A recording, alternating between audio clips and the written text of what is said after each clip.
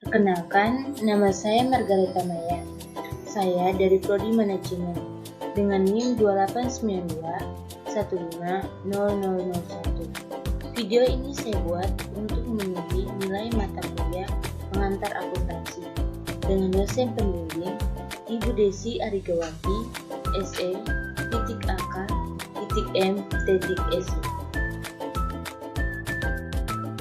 Akuntansi perusahaan dagang. 1. Definisi perusahaan dagang. Perusahaan dagang adalah perusahaan yang membeli barang untuk tujuan menjualnya kembali tanpa mengubah bentuk atau sifat barang. Perusahaan dagang. 1. Memiliki aktivitas utama berupa membeli, menjual, menyimpan di gudang dan kembali menjual. 2. Tidak melakukan proses produksi barang. Yang ketiga, perhitungan total keuntungan berpatokan dengan total hasil penjualan dikurangi biaya pembelian dan biaya operasional. 4. Perusahaan tidak melakukan proses produksi terhadap barang-barang yang dijual. 5. Barang yang dijual langsung dijual tanpa melalui proses pengolahan atau perubahan sedikitpun. 6. Kegiatan akuntansi berlandaskan dengan akun persediaan barang, yaitu perhitungan harga pokok penjualan dan laporan laba rugi memakai bentuk single step dan multi step. 3. Rekening-rekening dalam perusahaan dagang. 1. Pembelian. Akun ini digunakan untuk mencatat jumlah harga beli barang dagangan yang dibeli selama satu periode. 2. Retur pembelian. Akun ini dipergunakan untuk mencatat jumlah harga barang yang dikembalikan kepada pemasok karena alasan tertentu. 3. Potongan pembelian. Akun ini dipergunakan untuk mencatat potongan harga yang diterima dari penjual karena perusahaan membayar harga barang dalam masa potongan. Yang keempat, beban angkut pembelian. Akun ini dipergunakan untuk mencatat jumlah biaya angkut barang-barang yang dibeli jika ditanggung oleh perusahaan. 5. Utang dagang. Akun ini digunakan untuk mencatat timbulnya utang dagang dan pelunasan kewajiban atas pembelian secara kredit. 6. Piutang dagang. Akun ini digunakan untuk mencatat timbulnya piutang dagang dan penerimaan pelunasan piutang atas penjualan secara kredit. Metode perusahaan dagang. Yang pertama, metode periodik. Metode pencatatan ini dilakukan pada akhir periode penjualan. Jadi, persediaan barang dagangan tidak langsung dicatat saat terjadi transaksi. Metode periodik juga disebut sebagai metode fisik, karena pencatatannya dilakukan dengan cara mengecek langsung persediaan barang dagang. Perlu diingat juga meskipun jumlah persediaan barang hanya dicatat pada akhir periode, tetapi transaksi penjualan tetap dicatat tiap kali terjadi transaksi penjualan. 2. Metode perpetual. Metode ini berbeda dengan metode periodik yang hanya melakukan pencatatan persediaan pada akhir periode penjualan. Metode perpetual justru mencatat transaksi penjualan pada saat transaksi tersebut terjadi. Agar mudah diingat, jika terjadi transaksi penjualan yang mempengaruhi jumlah persediaan barang, maka rekening persediaan barang pun ikut dicatat saat penjualan. Siklus akuntansi perusahaan dagang. Yang pertama, identifikasi transaksi jurnal umum. Kedua, pembuatan jurnal khusus. Ketiga, pembuatan buku besar. 4. Posting ke buku besar. Kelima, penyusunan laporan harga pokok penjualan. Yang keenam, pembuatan neraca saldo. Yang ketujuh, penyusunan jurnal penyesuaian. Yang kedelapan, membuat neraca saldo setelah penyesuaian. Yang kesembilan, membuat laporan keuangan. Yang kesepuluh, pembuatan jurnal penutup. Yang ke-11, pembuatan neraca saldo setelah penyesuaian. Dan yang terakhir, pembuatan jurnal kembali. PT Sinarmas merupakan perusahaan dagang yang menggunakan metode periode. Persediaan awal perusahaan 3.500.000. Berikut transaksi yang terjadi selama bulan Oktober 2019. Tanggal 1 membeli barang dagang dari PT Jaya tadi dengan jumlah 3 juta dengan 2/10 M/30 dan beban angkut sebesar 250.000. Tanggal 3 membeli barang dagang dari PT Sinar Abadi sebesar 7 juta. juta dengan pembayaran 2/10 N30. Tanggal 5, mengembalikan barang dagang yang dibeli dari PT Sinar Abadi sebesar 1 juta. Tanggal 7, menjual barang dagang pada PT Pelangi sebesar 8 juta dengan 2/10 N/30 dan beban angkut 250.000. Tanggal 10, membeli barang dagang dari PT Pelangi sebesar 4.500.000 dengan 2/10 N/30 serta beban angkut 500.000. Tanggal 12, membayar hutang pada PT Jaya Abadi atas faktur tanggal 1 Oktober 2019.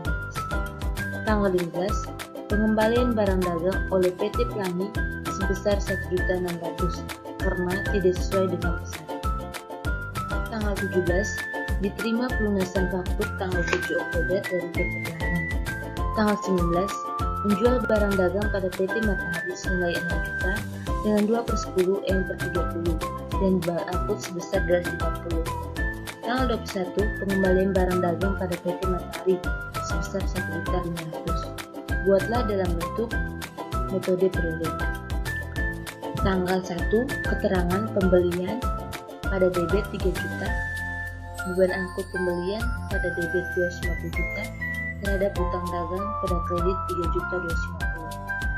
Tanggal 3, pembelian pada debit 7 juta terhadap hutang dagang pada kredit 7 juta. Tanggal 5, hutang dagang 1 juta pada debit terhadap retur pembelian di kredit sebesar 1 juta. Tanggal 7, hutang dagang 8 juta pada debit, beban angkut penjualan sebesar 250.000 pada debit terhadap penjualan sebesar 8.250.000 pada kredit. Tanggal 10, pembelian 4.500.000 pada debit, beban angkut pembelian 500 pada debit terhadap utang dagang 5 juta pada kredit. Tanggal 12, utang dagang 3.250.000 pada debit terhadap kas 3.185.000 pada kredit dan potongan pembelian 65.000 pada kredit. Tanggal 15, retur penjualan 1.600.000 pada debit terhadap piutang dagang 1.600.000 pada kredit. Tanggal 17, kas 6.272.000 pada debit dan potongan penjualan 128.000 pada debit terhadap piutang dagang 6.400.000 pada kredit. Tanggal 19, piutang dagang 6 juta pada debit dan beban angkut penjualan 250.000 pada debit terhadap penjualan 6.250.000 pada kredit. Tanggal 21, retur penjualan 1.500.000 pada debit terhadap piutang dagang 1.500.000 pada kredit. Jumlah dari kredit dan debit adalah 43.500.000. Contoh soal 2, metode pertentuan. Tanggal 2 Juli, membeli barang dagang senilai 3 juta dari PT Jaya Abadi dengan syarat 2/10 N30 dengan beban angkut senilai 200. Tanggal 5 Juli, membeli barang dagang senilai 5 juta dari PT Jaya Abadi dengan syarat 2/5 N30. Tanggal 6 Juli, mengembalikan barang dagang yang rusak senilai 500 kepada PT Jaya Abadi.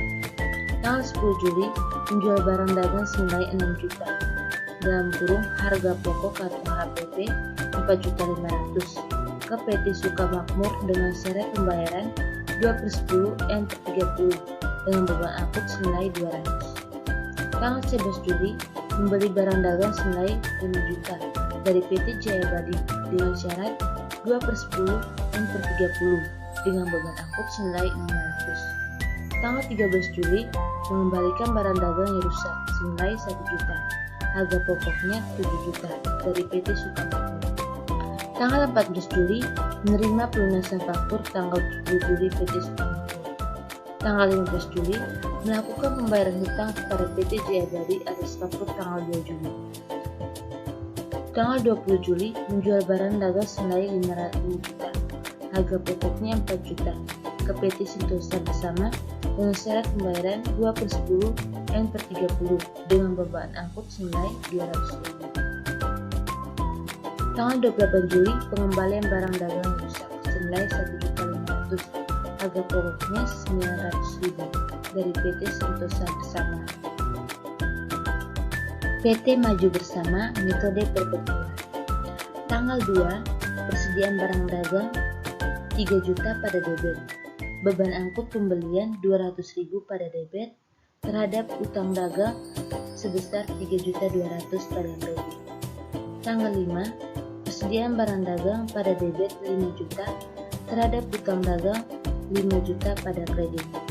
Tanggal 6, utang dagang 500.000 pada debit, terhadap persediaan barang dagang 500.000 pada kredit.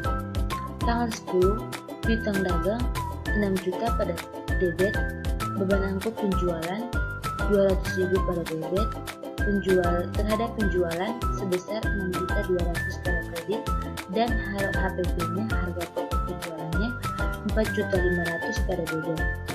Persediaan barang dagangnya 4.500.000 pada kredit.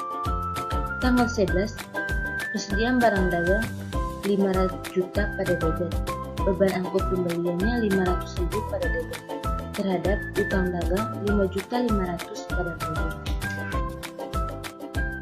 Tanggal 13, retur penjualan 1 juta pada debit, terhadap piutang dagang 1 juta pada kredit.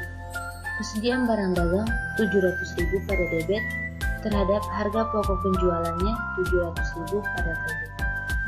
Tanggal 14, kas 4.900.000 pada debit, potongan penjualan 100.000 pada debit, terhadap piutang dagang 5 juta pada kredit. Tanggal 15, utang dagang 3.200.000 pada debit, terhadap kas 3.136.000 pada kredit, potongan pembelian 64.000 pada kredit. Tanggal 20, utang dagang 5 juta pada debit, beban angkut penjualan 200.000 pada debit, terhadap penjualan 5.200.000 pada kredit. HPP-nya 4 juta pada debit dan persediaan barang dagang 4 juta pada kredit. Tanggal 28, retur penjualan 1.500.000 pada debit, piutang dagang 1.500.000 pada kredit. Persediaan barang dagang 900.000 pada debit, HPP-nya 900.000 pada kredit. Jumlah dari semua ini 46.400.000. Video dari saya, terima kasih.